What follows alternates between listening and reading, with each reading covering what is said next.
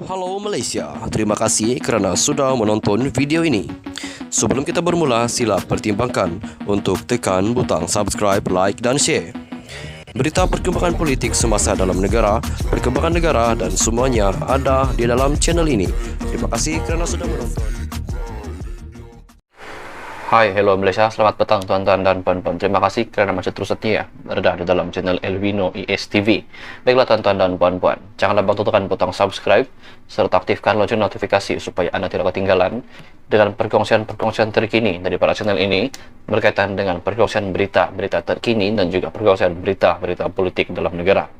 Baiklah tuan-tuan dan puan-puan yang saya amat kasih sekalian, hari ini admin ingin mengungsikan satu artikel yang dipetik daripada beritaharian.com. Berita ini baru dikeluarkan 24 jam yang lepas. Ketirisan RM10 bilion ringgit, MOF ataupun Menteri Kewangan perlu semak fakta subsidi diesel dengan betul, jelas Ismail Sabri. Kementerian Kewangan MOF perlu memeriksa dengan betul dakwaan ketirisan subsidi diesel berjumlah hampir RM10 bilion ringgit sepanjang tahun 2022 seperti diumumkan Perdana Menteri Datuk Seri Anwar Ibrahim dan Belanjawan 2023 pada Jumaat lalu. Bekas Perdana Menteri Datuk Seri Ismail Sabri Yaakob berkata, ini kerana jika benar ketirisan berlaku dalam jumlah terbabit, ia bermakna wujudnya penyelewengan besar terhadap subsidi berkenaan. Kalau tidak silap saya, subsidi bahan bakar minyak RON 95 dan diesel semua sekali kira-kira RM30 bilion ringgit tahun lalu. Daripada jumlah itu, mungkin RM10 hingga 12 bilion ringgit adalah subsidi diesel. Kalau 10 bilion ringgit subsidi diesel diselewengkan seperti yang diumumkan Perdana Menteri dalam Belanjawan 2023, apa yang tinggal? Elok periksa betul-betul, katanya kepada Berita Harian hari ini. Beliau yang juga ahli Parlimen Beras berkata demikian ketika mengulas kenyataan Anwar yang juga Menteri Kewangan ketika membentang Belanjawan 2023 mendedahkan wujudnya ketirisan subsidi diesel dengan anggaran hampir 10 bilion ringgit sepanjang tahun lalu. Kenyataan Perdana Menteri dalam Belanjawan itu memberi gambaran seolah-olah sepanjang tempoh pentadbiran Ismail Sabri sebagai Perdana Menteri pada 2022, ketirisan subsidi diesel itu kira-kira RM830 juta ringgit sebulan.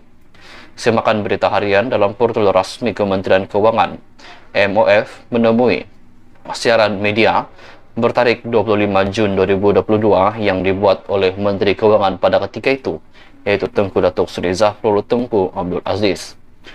Berdasarkan kenyataan media itu, Zafrul dilaporkan berkata, unjuran perbelanjaan itu berjumlah RM77,3 bilion ringgit adalah jumlah subsidi tertinggi di dalam sejarah pernah ditanggung oleh mana-mana kerajaan. Subsidi kepenggunaan itu meliputi petrol, diesel, LPG, minyak masak, tepung dan elektrik bagi mengurangkan kos sara hidup rakyat, dan bil subsidi tidak termasuk bantuan kebajikan.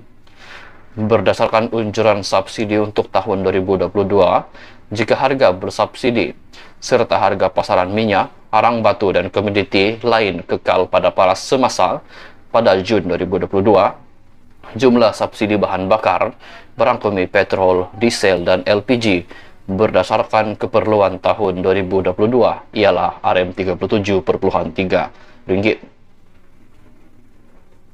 Jumlah subsidi bahan bakar itu adalah paling tinggi berbanding pada tahun 2021, yaitu sebanyak RM13,2 bilion ringgit, RM1,6 bilion ringgit pada tahun 2020, RM6,1 bilion ringgit pada tahun 2019, dan RM7,4 bilion pada tahun 2018.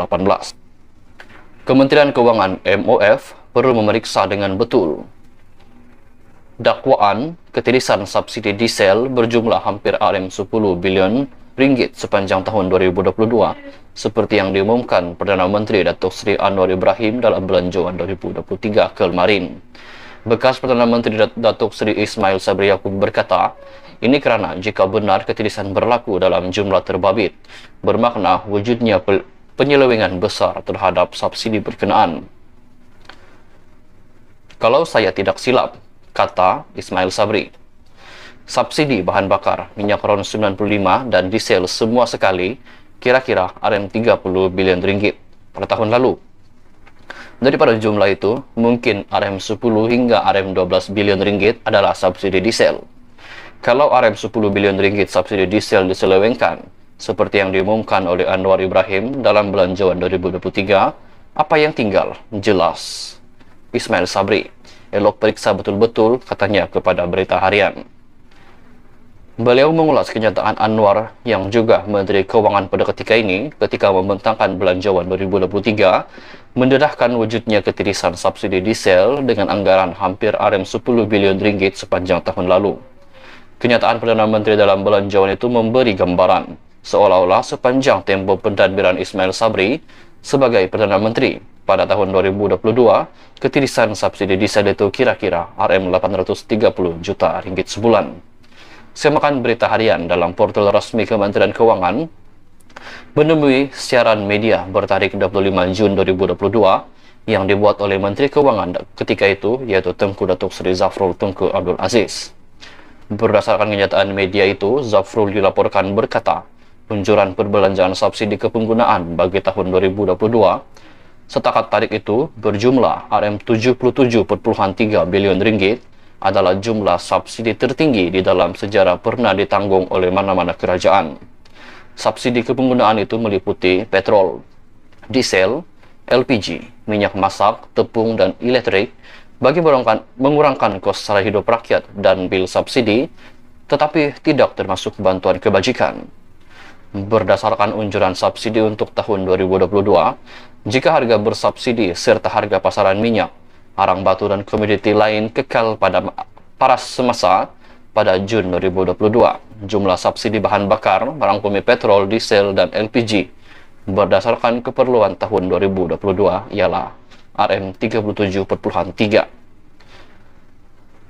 Jumlah subsidi bahan bakar itu adalah paling tinggi berbanding pada tahun 2021, yaitu sebanyak Rp13.2 bilion pada tahun 2021, Rp1.6 bilion pada tahun 2020, Rp6.1 bilion pada tahun 2019, dan Rp7.4 bilion pada tahun 2018. Sekian saja perkongsian berita untuk hari ini. Jika Anda mempunyai sebarang komen, Anda boleh tinggalkan di ruangan komen di bawah. Terjumpa lagi di video yang seterusnya. Stay safe, stay healthy, bye-bye. Jangan lupa tekan butang subscribe, karena subscribe itu percuma. Bye-bye. Terima kasih kerana sudah menonton.